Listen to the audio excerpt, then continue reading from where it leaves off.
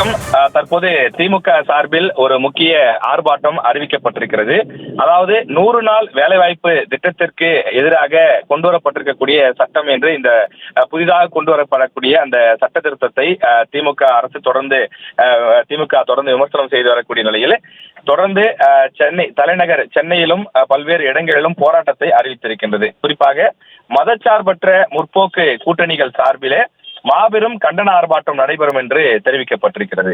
மகாத்மா காந்தி தேசிய ஊரக வேலை உறுதியளிப்பு சட்டத்தை சிதைத்து அதன் திட்டப்பணிகளை சீர்குலைத்து நிதி ஒதுக்கீட்டை குறைப்பது, மாநிலங்களின் நிதி சுமையை அதிகரித்து திட்டத்தை முடக்குவது, வேலை நாட்களை குறைப்பது, பயனாளிகளுடைய எண்ணிக்கையை குறைப்பது என்று பல்வேறு விஷயங்கள் இந்த திட்டத்தில் அமல்படுத்தப்பட்டிருப்பதாக திமுக சார்பில் குற்றச்சாட்டுகள் முன்வைக்கப்பட்டிருக்கிறது.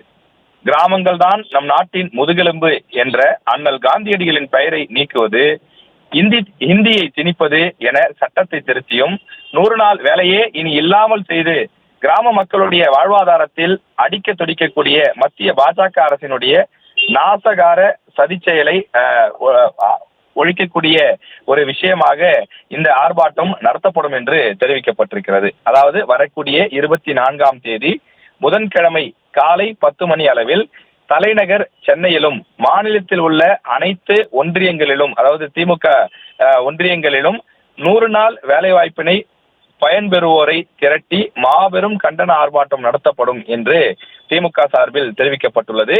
இந்த கூட்டத்தில் மதச்சார்பற்ற முற்போக்கு கூட்டணி கட்சிகளின் சார்பில் நடைபெறக்கூடிய இந்த ஆர்ப்பாட்டத்தில் மாவட்ட செயலாளர்கள், நாடாளுமன்ற சட்டமன்ற உறுப்பினர்கள், அதே போல மாநில நிர்வாகிகள் தலைமையில் இந்த கண்டன ஆர்ப்பாட்டம் நடைபெறும் என்று தெரிவிக்கப்பட்டிருக்கிறது.